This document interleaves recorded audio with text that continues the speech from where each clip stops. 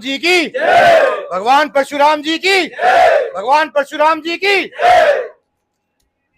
मैं सबसे पहले तो आपको एक बात बताना चाहता हूं जी। मैं सबसे पहले तो जी, ठीक हो जी, मैं सबसे पहले तो एक बात बोलना चाहता हूं। ना तो मैं मुख्य अतिथि के तौर आपके बीच में आया हूं, ना मैं सांसद के हैसियत से आया हूं। मैं तो आपके भाई और बेटे के हिसाब से आपके बीच में आया हूं। यहाँ सारे मेरे बुजुर्ग हैं, बड़े भाई हैं, छोटे भाई भी हैं, सब हैं। तो मैं तो आपके प्यार और आशीर्वाद से आया हूँ। ना मैंने चुनाव लड़ना है यहाँ से, ना मैं चुनाव लड़ने आया हूँ, ना मैं वोट मांगने आया हूँ। मैं तो आपका प्यार लेने आया हूँ। तो मेरा नहीं, मैं आपको सिर्फ ये बात करना, तो मैं सबका पहले आप सबका धन्यवाद करना चाहता हूँ जो अपना समय निकाल के आए हैं। भाई सतीश का, मेरे बड़े बुजुर्ग, सम्मानित मंच, जितने भी यहाँ पे लोग इतनी देर से वेट कर रहे हैं, इतनी गर्मी में छोटी सी कॉल पे आप सब आ गए, आपका बहुत बहुत धन्यवाद। आपने मान सम्मान इतना दिया, बहुत बहुत धन्यवाद। मेरे आने का जी मुख्य उद्देश्य आज का है भगवान परशुराम जी के जन्मोत्सव के उपलक्ष्य में एक भव्य कार्यक्रम, राज्य स्तरीय कार्यक्रम आने वाली 5 तारीख को करनाल में पुरानी सब्जी मंडी में किया जा रहा है। और पंडित विनोद शर्मा जी के आदेश पर मैं आपको न्योता देने आया हूं।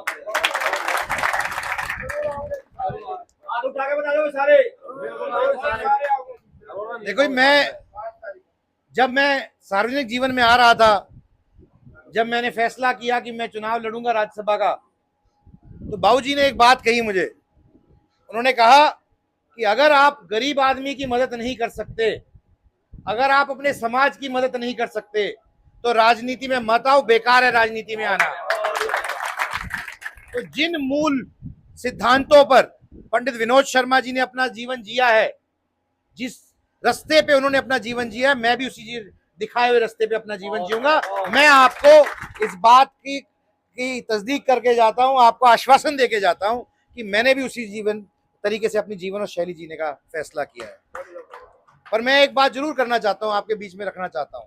बड़े बुजुर्ग बैठे हैं, बुद्धिजीवी बैठे हैं, समाज के प्रबुद्ध लोग बैठे हैं, यहाँ पर मेरे युवा भाई भी बैठे हैं।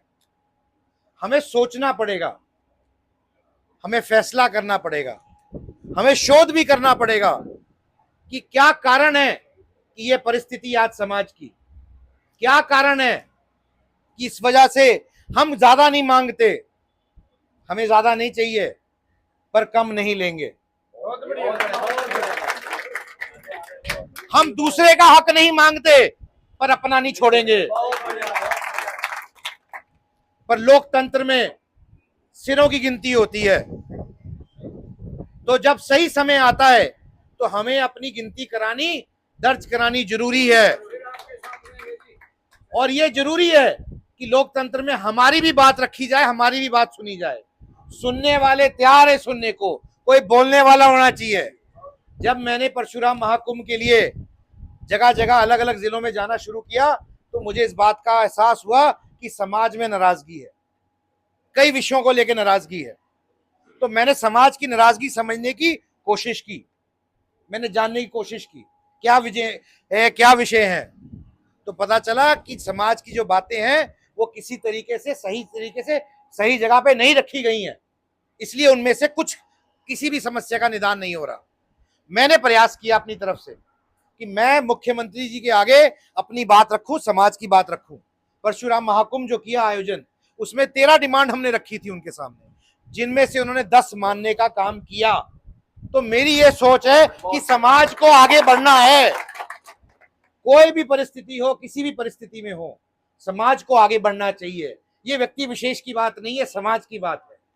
रही बात युवाओं की, तो मैं ये बात जरूर करना चाहता हूं, हम दुनिया का सबसे युवा देश है। हमारी 75% आबादी, 60% से ज्यादा आबादी 35 साल से कम उम्र के लोगों की है, यानी कि हम दुनिया का सबसे युवा देश है। तो जाहिर सी बात है कि जब सबसे युवा देश है तो सबसे बड़ा धड़ा भी युवा है। तो युवा की चिंता करना हमारी जिम्मेवारी है, हमारा दायित्व है। और युवाओं की क्या दिक्कतें हैं, समस्याएं हैं, उसके ऊपर भी मैं हमेशा काम करता रहूंगा, काम कर रहा हूं और काम करूंगा। जब मेरे संज्ञान में ये बात आई, जो पौधा पंडित विनोद शर्मा जी ने लगाया था ईपीवीजी का, उसमें से कई बच्चे, लगभग 800 बच्चों की नियुक्ति नहीं हुई। किसी कारणों की वजह से जब ईडब्ल्यू इसमें सम्मिलित हुआ तो उनकी नियुक्ति रुक गई। वे बच्चे आए मेरे पास, मैंने उनकी बात रखी सही पटल पे, और मुझे खुशी है आज कहने में कि लगभग उसमें से 600 बच्चों की बहाली हो चुकी है। सिर्फ 200 बच्चे बचे हैं और हम लोग प्रयासरत हैं। मुझे पूरी उम्मीद है कि जल्द से जल्द, हो सकता है कि 5 तारीख से पहले भी हो जाए, नहीं तो उन 200 बच्चों की जब तक नियुक्ति नहीं होगी मैं चैन से नहीं बैठूंगा। ये मेरा बीड़ा है, ये मेरी जिम्मेदारी है। मैं आपको बाबूजी की एक बात और बताना चाहता हूं। आप सबों ने बड़े हैं, आशीर्वाद दिया, पद की कामना की। मैं आपको एक बात बताना चाहता हूं, ये पद तो आना जाना है, ये पद परमानेंट नहीं है, अभी है कभी नहीं है। बाबूजी ने एक उदाहरण हमारे सामने रखा है, विनोद शर्मा जी ने एक उदाहरण रखा है कि पद मायने नहीं रखता, पद की कोई वैल्यू नहीं है।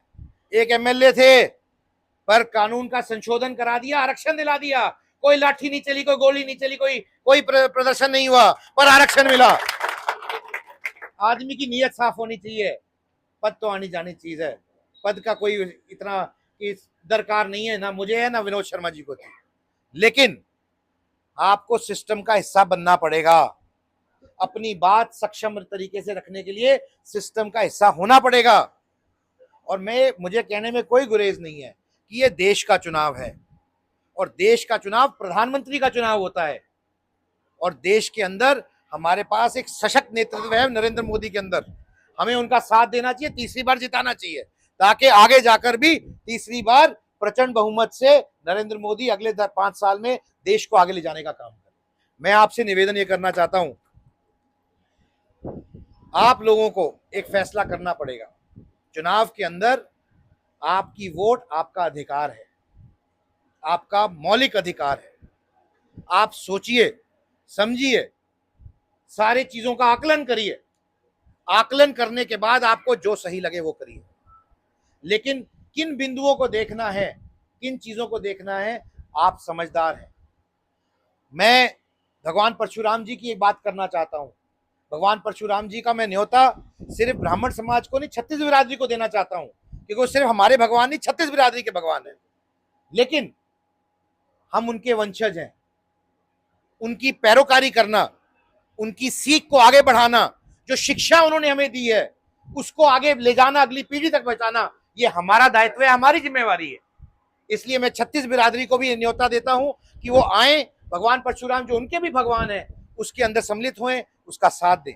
लेकिन आप लोगों की ज्यादा जिम्मेवारी बनती है समाज की, कि लोगों को जागरूक करें भगवान परशुराम जी के प्रति, उनके प्रति जो संवेदना है उसको बढ़ाने का काम करें। मैं अपने चुनाव का आपको उदाहरण देना चाहता हूं। जब मैं राज्यसभा का चुनाव लड़ा तो मुझे 36 बिरादरी ने वोट दी, सबने वोट दी, सारी पार्टियों ने वोट दी। बल्कि मैं तो ये भी कह सकता हूं कि अगर हरियाणा के 4 लाल परिवार है, चारों ने वोट दी।